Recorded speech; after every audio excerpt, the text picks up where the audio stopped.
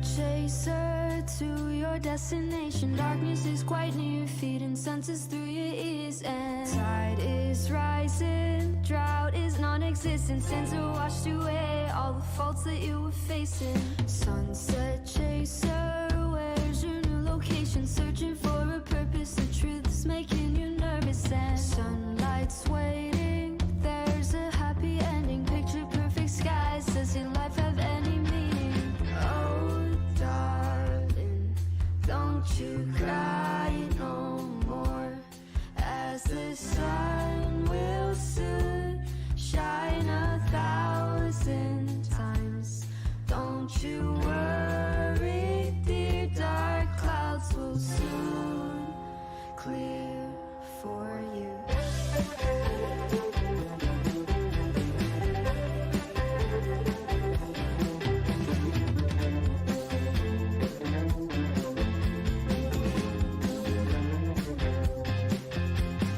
Daylight saver till the next adventure. Love is all around, but you're focused on your frowning. Rays are burning, a chemiluminescence, feeling through the gloom, tense and patient for its blooming. Oh darling, don't you cry no more, as the sun will soon shine 1,000 times. Don't you worry, dear, dark clouds will soon clear for you.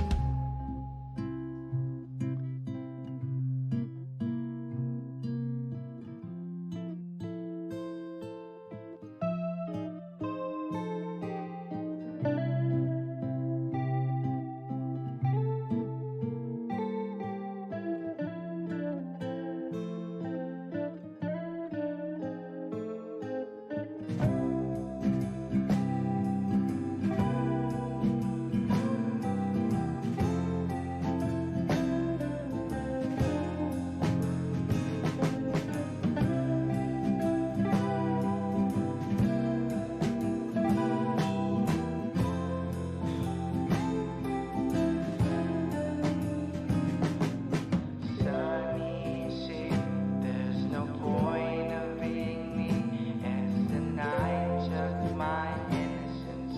I'm starting to see there's no mention of happiness life I possess. I offer it to you as your banished regret. In my heart, tape bound, I can't hardly speak. Tracks of my tears slipped away, I am weak as I sing this last melody. You set your own rest. Sunny song is my final request. Oh darling, don't you cry no more, as the sun will soon shine 1,000 times. Don't you worry, dear, dark clouds will soon clear for you.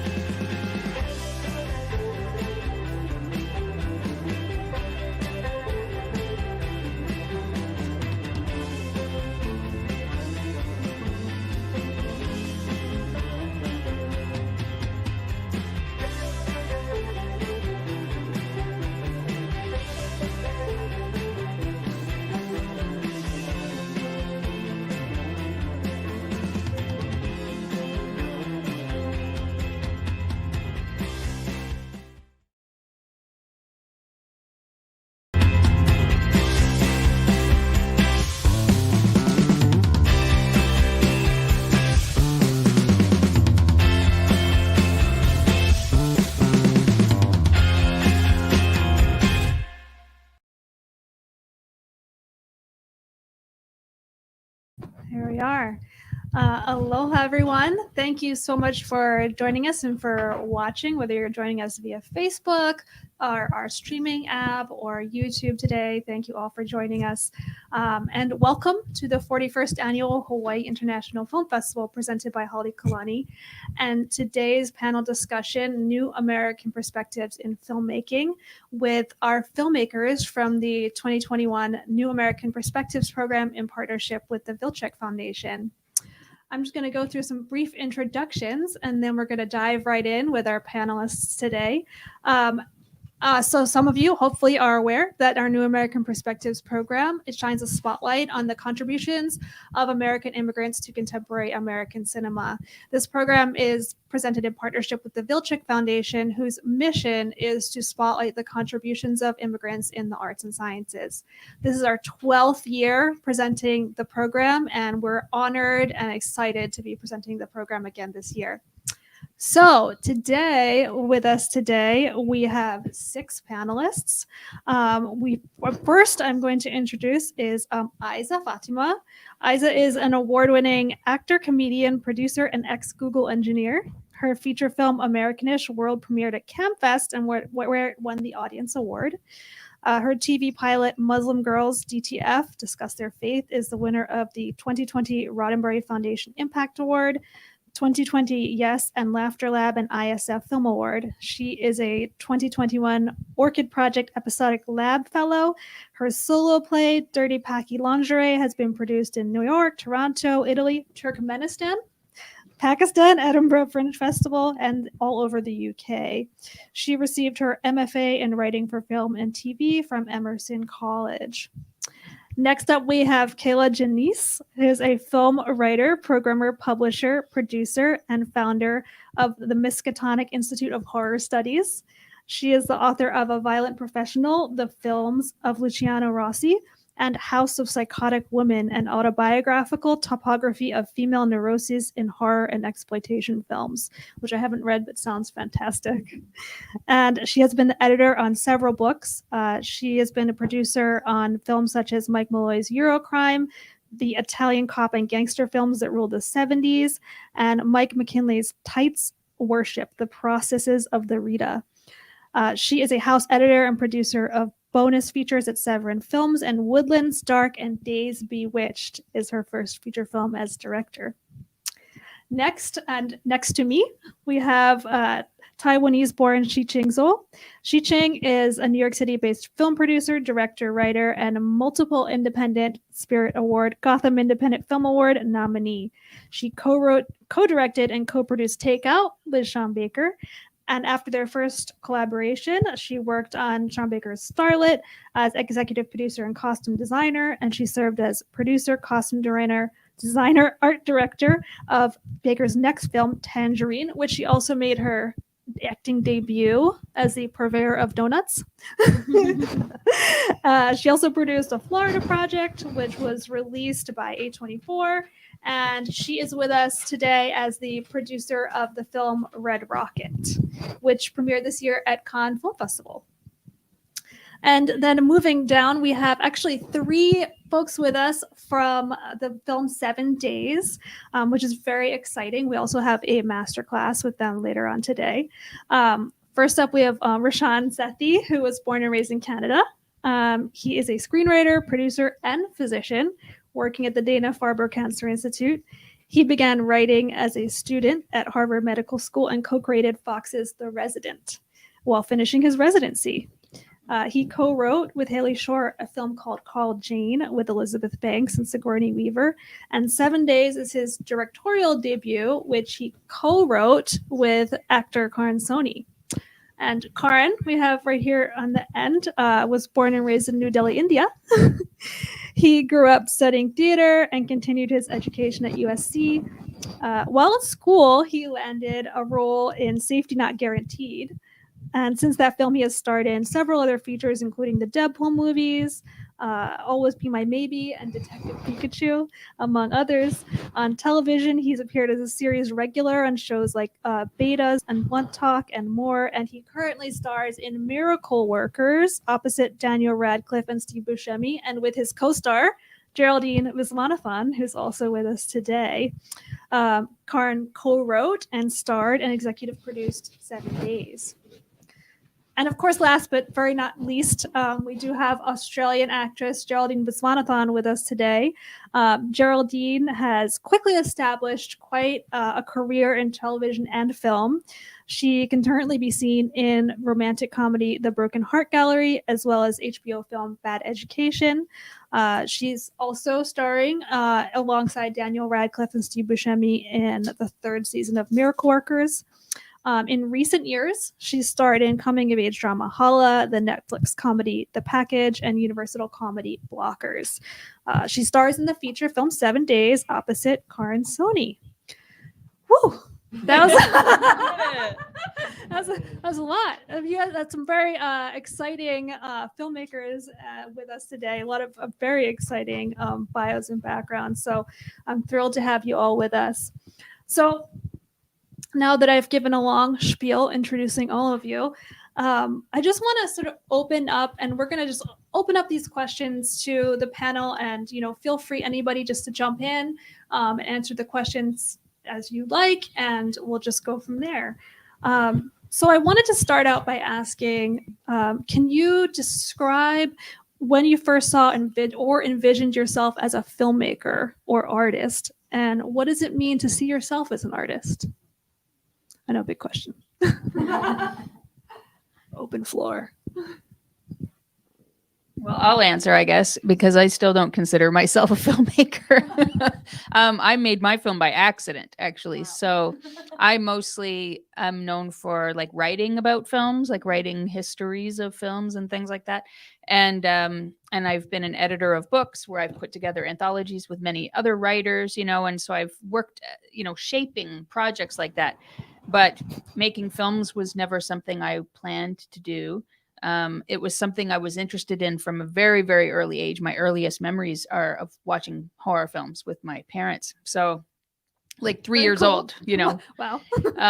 And so I have a lot of positive associations with these kinds of films, because of that. But I never planned on doing anything as a career with it. I ended up falling into a career of writing about films, and I started working for Severin Films, which is a company in the US that releases kind of collectors of editions of classic cult and genre films. So mostly they are doing releases of older back catalog films, not really producing so many new original films. And so I work in their bonus features department, just overseeing extras. And so my film actually was just supposed to be a bonus feature. It was supposed to be like a short bonus feature on another disc for another film. And then it just grew completely out of control. And so I, and I wasn't even sure that I would be the director, because often on our bonus features, we don't even credit a director because they're usually so collaborative with all the people that work on them that it's usually producer and editor, and we often don't even list a director. But when it became that it was, obvious that this was going to be a feature, we had to sort of decide, well, somebody's going to have to be the director. We're going to have to put something for that. Who is that going to be? And so my boss is like, you could do it, so it was just so I ended up being the main voice on the film and spearheading the project for 3 years. And so that became my directorial credit, but it was like a total kind of weird fluke that it happened. Unplanned. Yeah. But do you think that's inspired you now to want to do more? I definitely feel like doing another one to see if I can not make the same mistakes I made the first time, if I could do it better, but yeah. I definitely hope you do.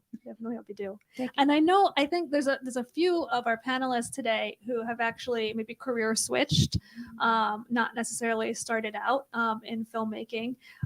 So, maybe sort of characterizing the question. And so when was it that you really became interested in filmmaking, or really decided that this was a career move or something that you really felt passionate about doing? Maybe Aizzah or Roshan. No pressure, I'll go. Okay. So you know what, honestly, I think I was 13 and I saw my first real production of a play, and it was a high school play. It's called 1,000 Cranes.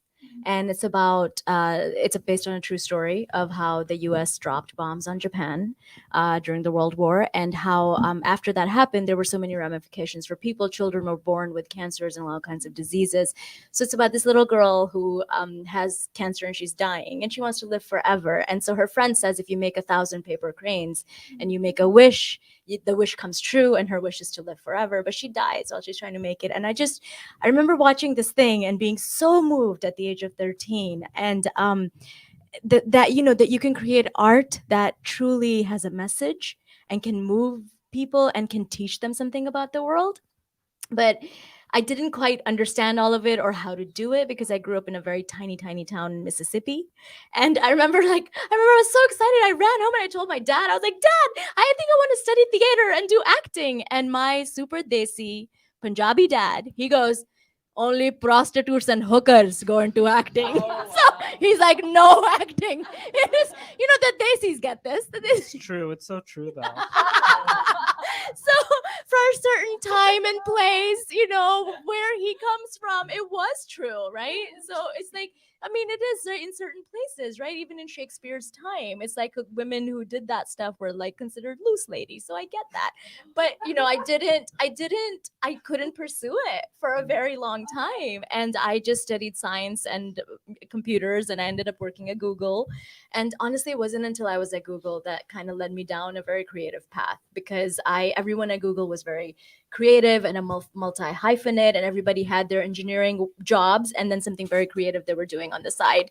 And so I kind of started taking acting classes and writing classes, and that led me down this path eventually. Yeah. Yeah, and I started out actually really interested in becoming a novelist and writing novels, specifically epic fantasy. I was really obsessed with writing epic fantasy. So when I was 12, I told my mom I wanted to write epic fantasy, and she told me to go to medical school, which I did. And then in the process of doing medical school and later residency, I was still writing the whole time and interested in writing, and happened into screenwriting almost by accident. I didn't grow up loving movies or shows. We actually weren't allowed to watch movies or shows. The only thing we were allowed was Bollywood, and once a week we would rent one VHS for $5 that was pirated from the Indian grocery store. And that was all I saw till the age of 17. And even now have such a deficiency in like the classics. I saw The Godfather for the first time a few years ago and recognized the score because a Bollywood movie had appropriated it, and I had seen that movie 10 years before then. So I have such a sort of backwards approach to cinema, but ended up really loving it and feeling like my talents were best suited to it just later in life. That's wonderful. Maybe Karan or Geraldine, do you have any insights into really what when you were inspired to be a filmmaker, or when you really felt this is what you're going to do? Yeah, for me, I honestly, I came from India to go to college in America, to USC, and then halfway through my college education, my family ended up moving to Georgia in America. And so we were going through like this big sort of change, and I thought I was always going to go back to India after college. And so I really started wondering, like, what am I going to do? And I just happened to be at USC in LA, and Hollywood felt like so far away growing up in India. But at USC, there were a lot of child actors there, and they would sort of talk about, having been in movies and shows and stuff. And I was like, wait, it's possible. And so I just straight up send my headshot to like 160 agencies or however many were there at the time in LA in 2009. And I just got an agent, and I just remember for the first like 6 years or something, just all I wanted was just to make enough money from acting to not have a restaurant job or whatever. So I didn't think of myself as an artist or anything. It's like, I'll do anything. It was just like the first agent I met basically said to me, Slumdog Millionaire had just come out, and he was signing me for commercials, and he's like, Slumdog is a big deal, so I'm going to sign you. And I was like, yay. Like I was like, I don't care. Like, I was like, I'll audition for any terrorist, like whatever. I did not care. I was like, this is a job you can do. Like, and then it was really when. That's amazing. Thank you for sharing that. Mm-hmm. Yeah, when my first audition, they handed me a plastic AK-47, and I did this whole terrorist audition. And afterwards, I was like, I hope I get it. Like, I didn't care. And it was really once I had a little financial freedom. And it was after I'd done like my first television series regular, and I didn't have to have a part-time job, that I was like, oh, like what am I interested in? I had not even let my mind, wander to that. And so I think yeah, I think in a weird way, it's almost because I know so many people that I went to college with in theater school, and they're still waiting tables a lot and doing all that. So I think, like, in a weird way, we're so lucky if we get to call ourselves that in Hollywood, because it's so competitive and crazy. But I think it's so exciting and important too, because then you get to sort of pick and choose like what kind of stories you get to tell, and it's very empowering. And 7 Days came out of that. Like, we very much wanted to tell an Indian story, and it's really cool to be a part of that. But I don't think we would have been able to if it wasn't for pounding the pavement before. And Geraldine? Oh my gosh. Like, I don't know. I remember being really scared of every movie that I watched when I was a kid. Like, watch the Harry Potter movies was like, not too scary for me. Princess Bride was like, these rats are scaring me. I don't know what's wrong with me, but I think I was like really sensitive. And so I didn't really love movies that much. But then I got really into like TV sitcoms. Like Friends. I really like Friends and Hannah Montana. And yeah, two really complimentary shows. And then I think just became obsessed with like comedy and stand-up. And yeah, I feel like that was kind of my entry point. And then movies came much later. But I remember I came to LA on a family trip when I was 15 and did an acting class and like was very shy and weird. And the American kids were like so bold and cool. I just remember being like, oh, but I can like be crazy in a scene. Like, I think that was when I was like, oh, I like acting because I can like pretend to be someone else. And like find confidence in that. So ever since I did that class, I was like, okay, I'm going to be an actor. I don't know. That like, yeah, started it. That was the rest was history. Yeah. And I definitely want to touch on Shih-Ching. I know your career has really evolved. You've worked a lot very collaboratively with Sean Baker, and you've taken on a lot more roles. And I don't want to spoiler alert, but I know that you're working on your own directorial debut at the moment. So how did that process happen for you?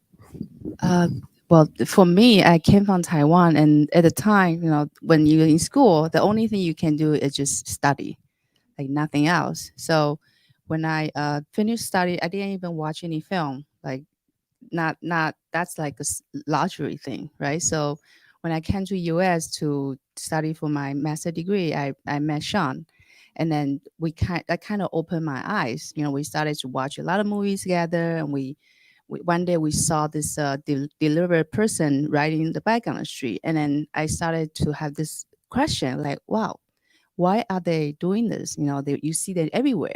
So I kind of dive into that and then started to know the story behind all those people. So that was like a very like an eye-opening moment for me. And then later on, the film came went into the theater, and we got so many incredible reviews. So I think at that moment I realized, wow, so the little story can become so empowering, and people really, they can understand and they will sympathize with you. So I think that was the moment that I started to feel like, oh, I can make a movie. I can tell the story that normally not told by the mainstream media. So that's how my started. Yeah, you can actually shine a light on communities that maybe are not seen on screen, and then also create impact, through those stories. And I think that, a lot of the projects that you've worked on with Sean are really about, sharing stories about these sort of unseen communities, or communities that aren't really spoken about. And so that sort of leads me into, my next question, which is really like, what stories, what are you passionate about telling, and what stories are you passionate about telling? And I guess we'll start with Shih-Ching, because I know you're sort of working on your own project at this time. So yeah. I definitely want to tell a story that's not usually see in cinema, especially like in the little, like, for example, the Takeout, the first film we did, that was about Chinese illegal immigrants. and there are stories that are not told, and but they were there for so long, like almost all of them have very similar stories. So from that from that point, we started to go into a different area, like like Florida Project. We read about those people living in motel, and in Tangerine we saw those people walking on the street in LA, and that that was a story that we don't really see, but we saw them every day in our life. They are around us. So that's the type of stories I want to tell, for sure. I'll go next. Okay. You were looking at me. You're like, okay, let's go. Yeah, I mean, I think it's very similar. Like growing up as a Muslim in America, and I have a very kind of diverse background. My dad is from India. My mom is from Kashmir. They were raised in Pakistan. I was born in Saudi Arabia. So I feel like we never like see these stories of the diaspora. Like, what does that look like? So I'm just really interested in telling immigrant stories, American Muslim stories of women, just people we never hear from. For instance, in Americanish, we have one of our leads is a Black guy who is it's a romantic comedy, and he is the love interest. And Godfrey does that so beautifully, and he's amazing in it. But I've never seen him play that role. He never gets. So I'm just really interested in like working with actors, and kind of like giving roles to people where we never usually see them, in the types of roles that we don't usually see those people. Yeah. And just telling more. To me, it's really important to tell like 3-dimensional stories and nuanced, realistic stories, because I feel like when it comes to the American Muslim female identity, it's a very like one-way kind of story. We're always, if you're a woman, it's like you're battered or abused and you have no voice or agency over your life. And then if you're a man, you're the terrorist. So I kind of want to really move away, because honestly, like in my life, I don't really know people like that. So when I do come across those stories, not to like negate them and say that doesn't happen. Sure, like abuse happens in every culture, white, Black, Asian, brown, whatever, every culture. Sure, it happens. But also just to be able to like share like real stories of people I know who come from the American Muslim community. I think that's something that's become more and more important to me, because those stories I never see. And so when I do see these Muslim stories, I'm like, I don't recognize that woman that's being portrayed in the media. Why is that? So just to like kind of change that narrative. Yeah, change that narrative and, really create a more, 3-dimensional, Yes, realistic, please. Realistic, yes, depiction please. of the community. Yeah. And, I think, it's actually for Kayla, you're coming from a different perspective, because you're a resident documentarian on the panel today. We do have Natalia Amata from Users, but she couldn't be with us. So, and you're, I think Kayla, you're coming from kind of a background similar to mine, which is you're just really passionate about film and about, and about sharing cinema and sharing stories. So I think what is really, after you've created this film as your directorial debut, what are you really passionate about sharing, whether in books or in film? I think the thing that I've gravitated to generally, like, obviously you could look at my career and be like, okay, horror is a big thing, and everything, like there's often a female, like a very strong female perspective to everything I do that I think is just kind of built into, who I am. Those are my eyes seeing things. But often I think, like, because my role in my career has often been either as like a film programmer or a writer or editor of history books about film and stuff like that, I'm always worried about stuff getting lost, so I'm always trying to make sure that things don't get lost, like, so working, like I do a podcast that's about like weird children's films, and the last one I covered was like a Mormon film from like 1972. And it was like a 20-minute long Mormon film about a child who dies because nobody cares about him. He just like walks off a bus and just does a face plant in the snow. And everybody's like, why did this kid die? And it was like, oh, because nobody knew he existed, and it was just for children. And this was like, yeah, they showed it in classrooms to kids. And, so I would find like kids who were completely traumatized by this movie. And, so I was like, well, I want to find the people who made this film and stuff, and I interviewed these people. Yeah. but yeah, so I do a lot of this kind of work, and a lot of times because like I'll do work that's based on like educational films, classroom films, like ephemeral types of films like this, because certain types of films are just not as well documented as others. Like for example, like TV movies. My friend Amanda Reyes is a TV movie historian, and part of why she got into that was because people always consider TV movies to be like so bad or so disposable or whatever, but there's been thousands and thousands and thousands of them, you know, and there had been almost no documentation of these movies. And so she started, you know, working in that area. And so I have done work on like the ABC after school specials and things, because there's been like, you know, hundreds of those that also haven't been documented, you know, like there's all these different areas of film. And sometimes I'll focus on a genre, sometimes it's like a director or an actor, you know, so it will change, but it's often things where I feel like these things are at risk of getting lost, or people are getting older and they're going to pass away, and we need to get their stories, you know, before they go, and hopefully let them have some recognition, you know, because it's so common that I will interview people who think that nobody has ever heard of their films and that their careers were pointless or something, you know, and then they'll be so excited that like somebody who's like 50 years younger than them wants to write about their films and care about their films, and there's other people out there who would buy a book about their films or whatever. And so I think a lot of my focus has been on that type of stuff. And then my book, House of Psychotic Women, was really just personal. You know, it is an autobiographical book. So it's like looking at all these depictions of female madness in horror and exploitation films, but it's also like a memoir at the same time. So yeah, so I would say a lot of it is more like archival work more than anything else.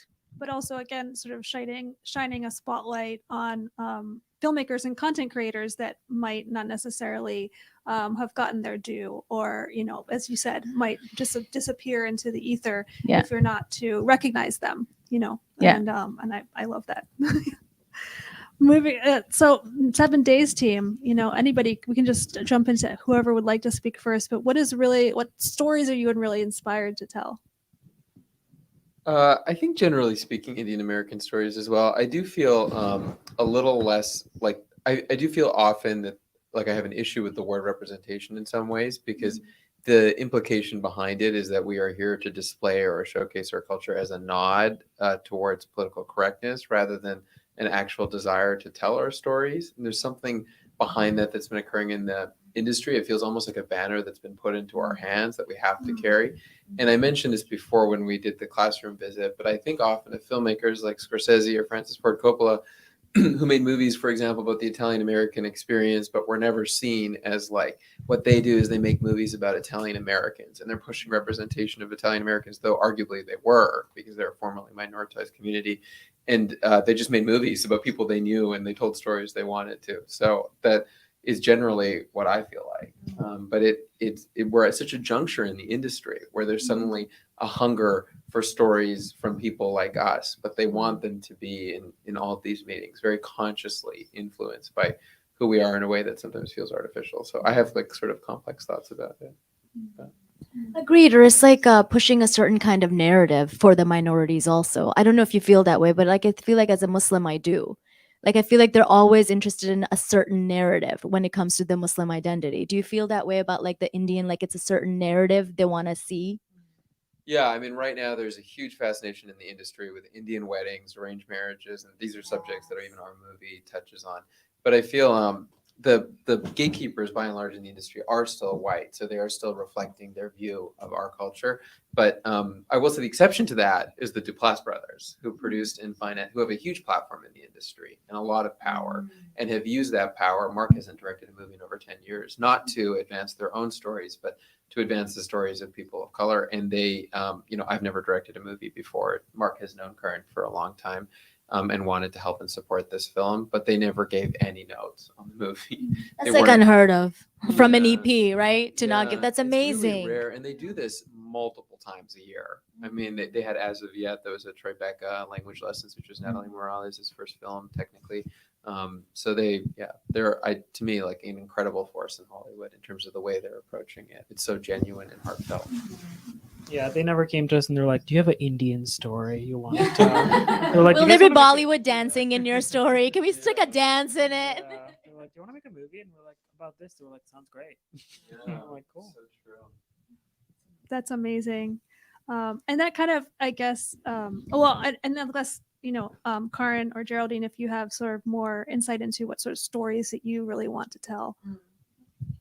I think, yeah, as for me personally, like my day job is really just being like a working actor, and I get a lot of pleasure and joy out of joining a project that's way the train has left the station and I'm coming on like very late, and I like sort of plugging myself into these different environments. But often for me, it's not, being Indian is not a big part of the story or anything, or it's like a very sort of peripheral part. So I do really, when we were thinking of ideas of our movie to make, which became 7 Days, like I was always sort of pitching, like, what if it's this Indian thing, that anything, because I have never been able to do that. And in this movie, I specifically got to improvise such specific Indian bits that, like, no, I mean, would not fit into any other job I've had. So to me, like, I enjoyed, as of now, doing sort of Indian stories too, because it's not something I'm getting to do in the other sphere as much. And often, like, even if I'm playing an Indian character in something, it was created,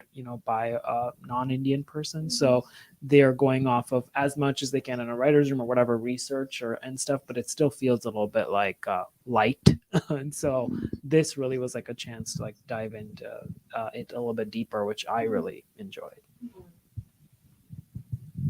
Yeah, I feel like I feel like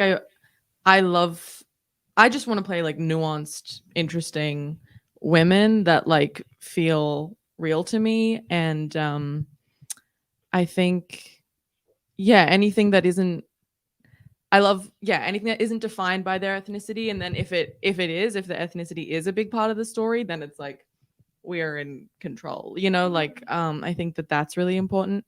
And I just want to tell nuanced stories and like, want to move away from, I want to stop playing like dumb freaks. Like, I think that like you have to kind of, there's like a very, I don't know, it's like, and she's smart and ambitious and like she's a student or a lawyer or a doctor, and it's like cool, but also what about if I'm like a freak and like really dumb? Like, I think that's kind of where I want to go because it's just the obvious, I'm like, just want to be surprised. I think part of the I love product of that. the fact that so much entertainment featuring minorities is still written by white people is that there's a tenderness shown towards the minority characters that verges on just like, it's so careful. They have to be perfect because they don't want to get into it. And they can't be bad. They cannot be bad. Like, Also, they don't have the capacity to write those messy characters because it's not their lived experience. yeah. That's maybe part of the problem. So they're always writing from the periphery of what they see us as from the outside. I think, and they don't want to like send a message. Yeah. And It it's like, creates- no, we don't have to represent the whole culture the whole time. Yeah. And it creates a very stilted, I'm just going to go there and talk about The White Lotus, which I love. Go do it. It's just because we're in Hawaii. I love The White Lotus, but it is so interesting when you watch that show, how the white characters are so rich, complex, fascinating, weird. And the minority characters on the show, the few of them that are there, are forced to be martyrs and do things that are very much representatives of their racial and ethnic identities. And that's literally where their characters and stories begin and end, by a very talented writer and creator and creative team. So it happens all the time. Yeah, I have lots of thoughts and feelings about them, but I won't get into it here. I just wanted to know, where did they film? Maui, the Four And, Seasons. is there a discount for that hotel? Or? And that kind of moves me into the next question, which is sort of an open question for anybody here, which is really about, what change do you think needs to happen in the industry, and what would meaningful change really look like? And as you mentioned, things are changing.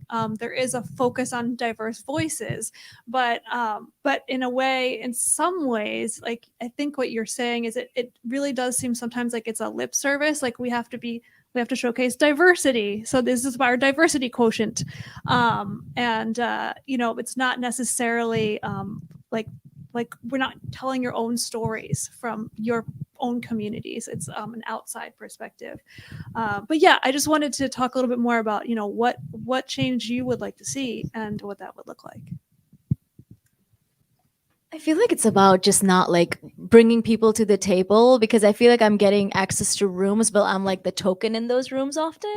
I think it's really bringing people to the table, giving them the tools then to be in positions of power where they're their decision makers.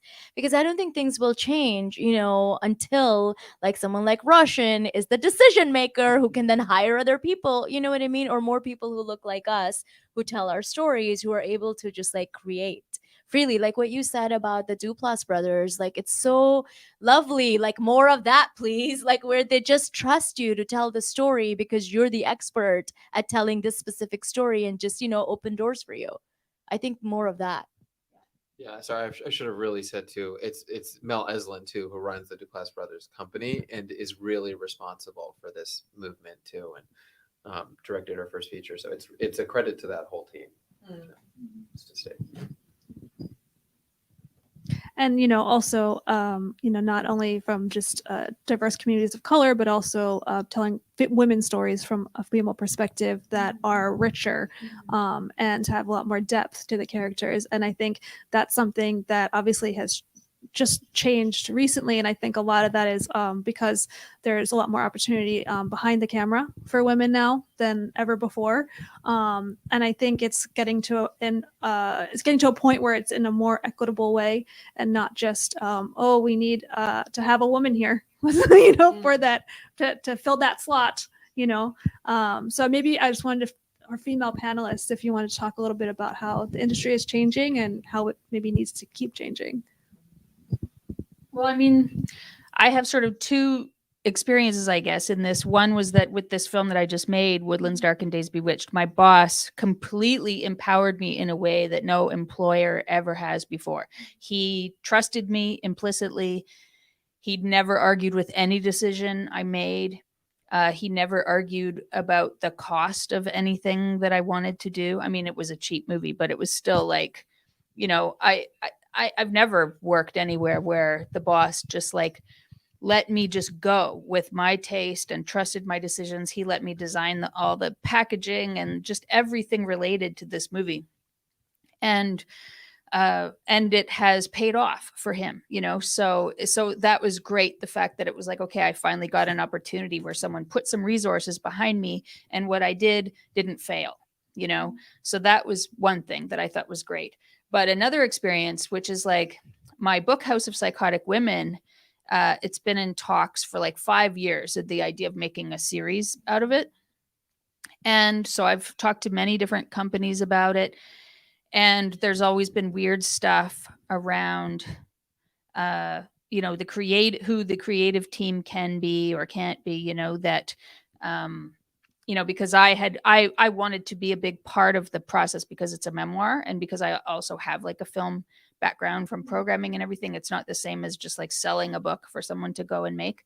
But it was a lot of, men that were trying to decide whether or not certain people should be the writers or whatever, and I sort of had the opposite thing in some cases, where they were so determined to have like women working on the show that they were ready to give the showrunner job to a 19-year-old person who had only made one short film and been an assistant, over like a guy that I knew who, had show running experience and all this kind of stuff. And I was like, okay, that's the bad side of things, where it's like, you're going to like give the show to a completely inexperienced person because you want to be seen as like empowering women or whatever, and I'm like, there's a different way to do this, but I also had like all these characters on the show, because it's based on true stories, all these characters who were Indigenous in the show, because I was like in the reform school system, and there was like actually tons of Indigenous kids in there. And And so it was really important to me. It was actually more important to me to have an Indigenous writer on the show than it was to have a woman writer. Because I was kind of like, well, I'm a woman. I can write some of this, so I can take care of that side of things. It was more important to me to have an Indigenous writer. And that was the place where nobody could see why. They were like, why? And I was like, 70% of the characters are Indigenous. Like, you have to have an Indigenous writer. And everybody was like, oh, we can get a consultant. And I was like, no, you pay someone their job as a writer to write it, the characters, so that was actually the bigger fight that I would come up against, more than the woman thing, because I felt like they were all on board with the woman thing to the detriment of the show, actually. But then when it came to like the Indigenous characters, nobody could even fathom why it was important to have an Indigenous writer on the show. So that was weird. Yeah, that's incredible, because I completely agree. I mean, immediately that you would need an Indigenous writer on the show. So it's pretty interesting to hear that was not something that was considered at all in representation of that community. Yeah. I don't know, Shih-Ching, do you have any thoughts on? Well, on our almost all our film projects, we work with the real community. We went in there, we interview them, we want to hear their stories. So that's how we make our stories so realism, so real. And a lot of times we have the real people coming as the first time actor, and they will bring in their real experience, their real life experience into the project. So that's how we keep our film like so real. All the stories real, real to life. Yeah, because you're empowering the people whose the story is about to participate in the project in such a lead way that really offers authenticity to the voice of those characters. I think in the story, and I think that's really what we're all talking about here, is just having the ability to authentically share our own stories. And I think that's just really, really crucial. And I think it's something that the industry is waking up to now. We're not as far as we should be, but we're, getting there, sort of following up on that. I want to ask, what do you think, or why do you think necessarily it's important that we have immigrant voices and foreign-born artists and filmmakers telling stories in the United States as well? Anybody take that one?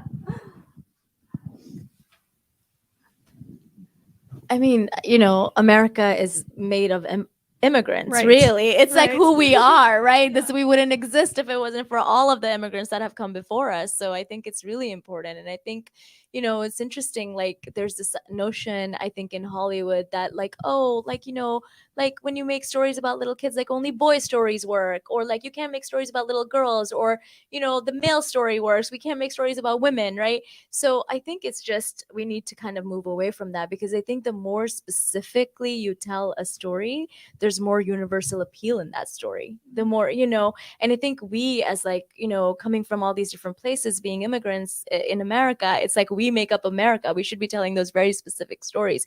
And I feel like that's what I've found, because I've told stories through like different mediums, from like theater to film to now TV. It's like there's always like these are very specific stories about very specific people I've taken from like real life interviews, or like people I know whose stories I'm telling. I'm putting so much of myself into these stories, and they're very specific. But when we scan it for like audiences in like Arkansas or Ohio, and we're like selling our shows in New York and LA and everywhere else in between, and the audiences are very mixed, and they're all relating to these stories of like Muslim women in New York living their lives, So I think, again, like I think we need a lot of us, many more voices, to be telling these very specific stories, to kind of like humanize this idea of like otherness, that sometimes exists in Middle America around being an immigrant. I think people have forgotten that we are a nation of immigrants, at the core. Yes, we are. I also feel like movies are so accessible. I think like it's such an amazing way to deliver like a peek into someone's life of someone that's so different from you. Like I think it's vital to have movies shown in America that aren't just about Americans and like things they already know. I think it's so vital for people to see the world if they can't travel, if they don't have access to that. Yeah, I think the primary reason, in a lot of ways, also just from a purely commercial standpoint, is just that it is boring if you don't, because there's such fatigue that has been present for a long time that is growing, and you can keep making movies that are like the Nancy Meyer cinematic universe, but it's never going to feel like fresh or interesting or commercially viable. What's so interesting is that My Big Fat Greek Wedding made hundreds of millions of dollars 20 years ago by offering a very, very specific view of an immigrant community, and should have ushered in like a new wave of all kinds of stories that were related to that, but didn't. Not because it wasn't commercially viable or interesting or artistically valid, but because of the parameters of the industry. So I feel like that's the conversation around diversity and representation is often so much, the subtext is like, well, bite this bullet because it matters, because it's important. But it's actually the opposite. It is commercially the way things have to go, because we've sort of seen it all from the non-diverse standpoint. Yeah, I agree with that. Like, just from coming from like a horror perspective, this is where like horror has always kind of lagged. It's sort of like people often get on, people are often anti-horror films because they cite that the films are misogynistic or that they don't have prominent roles for women. And in fact, it's not totally true. They actually have more prominent roles for women than most other types of films, and they almost always pass the Bechdel test and everything. But in terms of diversity, they've always been incredibly behind. And I remember when like Get Out came out, people were just like, thank God, because this is like, it's like we just need more diversity in horror for sure, because it's just, it has been so many of the same story types being told over and over again, and like films like Jeff Barnaby's Blood Quantum, which is like an indigenous zombie film and stuff. Like, these movies come out and they're just game changers, because it's just like, people are like, oh, there is actually a completely different way to tell stories, that are from other perspectives. And I feel really hopeful in horror is my realm, so that's what I often speak to, but I feel very hopeful in that regard, because I feel like there has been a real openness and a commercial viability to those films that have been coming out, so I feel like we're going to see a lot more of them in horror for sure, so I'm stoked about that. Yeah, I mean, I think, I just resonate with everything that's been said. And, Aizzah's correct. We are a nation of immigrants, lest we forget, and as also mentioned, the industry is sort of waking up to the fact that these diverse stories are what people want to see. It's what the people want. It's not, and it is commercially viable because we are this diverse nation and we want to see diverse stories. We don't just want another Marvel movie, so not that they're great for what they are, but it's a lot of uniformity and a lot of the same thing over and over, and it is these breakout success of these films, whether that's Get Out or even My Big Fat Greek Wedding, that really helps the industry open their eyes to the fact that this is what people want to see. I just want to remind everybody who's watching on Facebook or on YouTube, you can actually ask questions for any of our panelists in the comments or the chat section, and we will answer those for you as we're sort of coming into our closing home stretch of this discussion today. But in the meantime, I think one of the questions that I wanted to ask, and I guess this is sort of moving into a closing question, is what advice would you have for the young filmmaker, young immigrant filmmaker who is just getting into the industry? And it's like a big question, but would you have any specific advice or knowledge that you would want to share? I think from my experience, like when you start out, I think it's really good to know you have multiple skills. For example, I just talked to Aizzah that if you know how to edit your own film, you'll be able to have more control of the final product, and also you'll be able to save a lot of money, and finish the project faster. Yeah. So I think like having the multiple skills would be very, very helpful from the beginning. Yeah, especially as a young independent filmmaker with limited budgets, it's good to be able to do multitask on your project. Does anybody else have any advice for the young filmmaker? I would say this is something not just for filmmakers, because I've like worked as a microbiologist and then in tech and now in film. Like this is something I realized very later on in life, having worked in other industries. I think it's really important in every single industry, including filmmaking, to find mentors, people who can guide you in your career, because it's really hard to kind of figure it out on your own. And I feel like that's kind of been like my own personal trajectory in every industry I've worked in, is like kind of like flailing around and being like, I don't really know what I want to do or how to do it, and then figuring it out on my own. So I think if you're starting out and you can find people who you kind of look up to, who are doing the types of work that you want to be doing, follow them. I mean, everyone's on social media these days. Reach out to them however you can and see if you can find mentors that way, because I think that goes a long way. I think that's a great advice. Yeah. I wish I had more mentors. If anybody's watching, reach out to me. I would like a mentor. I do. We all need them, right? I feel like I do, like even with what I'm doing right now. Yeah. It's true. How do we find them? They're gonna find us. Okay. Because now we put it out into the universe. They're gonna watching find us. right now.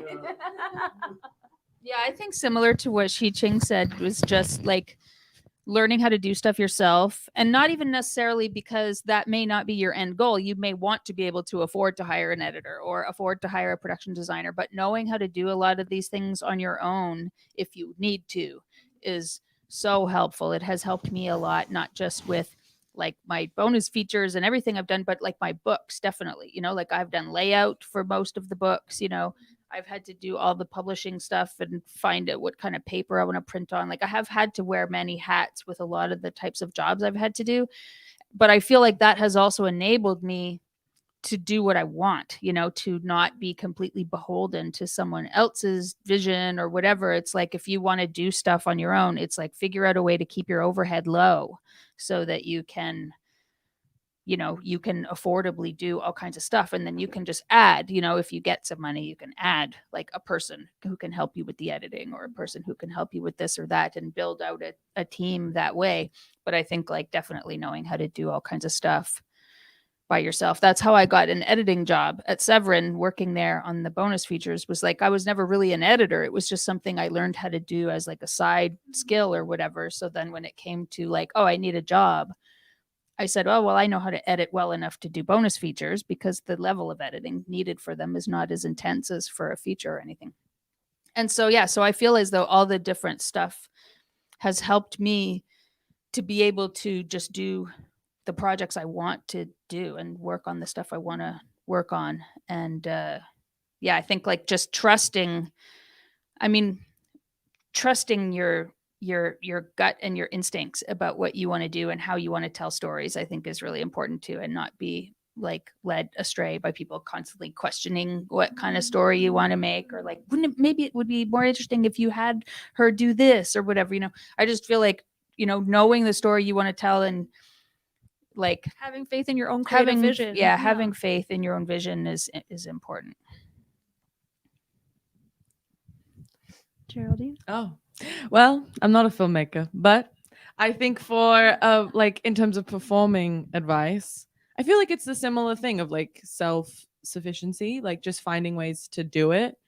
Like when I wasn't getting employed, I just was doing like stand-up and independent theater, and I think that that's just like really important. Like actually do it and stay busy, and like you find your community that way. And I think just practice. I feel like that's like the value of going to school, I guess, is like you can practice, but you can find that in other ways. So yeah, just doing it. Keep at it. Keep at it. Yeah, I think in the beginning, especially, you honestly have to be frankly delusional, especially in filmmaking and in acting, especially in a way. All three of us had that phase early on in our careers. We were like straight up delusional, and you have to believe in yourself to an extent that borders on psychotic. And then the second thing I'd say really briefly in terms of immigrant storytelling is that I think the best way to do it personally is not to explain any of the specifics to anyone. I encountered this weirdly in medical shows, which I used to consult for a lot, that anytime we tried to explain the medicine, where a character would be like, he has a lung clot, which is when a clot travels to the lung, it would take you completely out of it, because people don't watch TV to learn. medicine. They watch because they want to be immersed in the authenticity and everyone yelling like code blue, like get an MRI. And they don't care about what they're yelling. They just love that people are yelling and it feels real. And in a way, it's true with immigrant storytelling too, where you shouldn't be like trying to explain, like we never explained in our movie what an auntie is. And it could potentially be confusing, but you figure it out and people figure it out and they actually like not having that explained to them. So those are my two things. Yeah, I'd say as the immigrant stuff, when I first personally came, like I was obsessed with trying to be more American, and like I didn't watch like Roshan a lot of these classic Hollywood movies, and I was at USC. It was a little pretentious with like you're supposed to have seen all of these same movies, and I felt so insecure, and I would always try to be like, yeah, I watched that show, like because I didn't even grow up in America, so I didn't have any references. And then it took me a long time to sort of be like, that's actually fine and great, because actually being different is really cool. And you have something different to offer. And eventually you will reach a point where people will value that opinion and actually perk up, because it'll be a story they haven't heard, your specific thing. But in the beginning, it took me like a while to just be like, God, I'm not American enough. Like, and so I think that's good. And then the second piece of advice is the most important advice, which is, when you are working, don't hashtag set life. It's not worth it. It's not going to age well. No one likes that. No one likes that. Just don't do it. The picture of the video village chair. Just don't. I love all of that, and and I think that's really important. I think especially for our filmmakers here from Hawaii is like really stay true to your authentic voice and to your story. Don't try and tell a Hollywood story.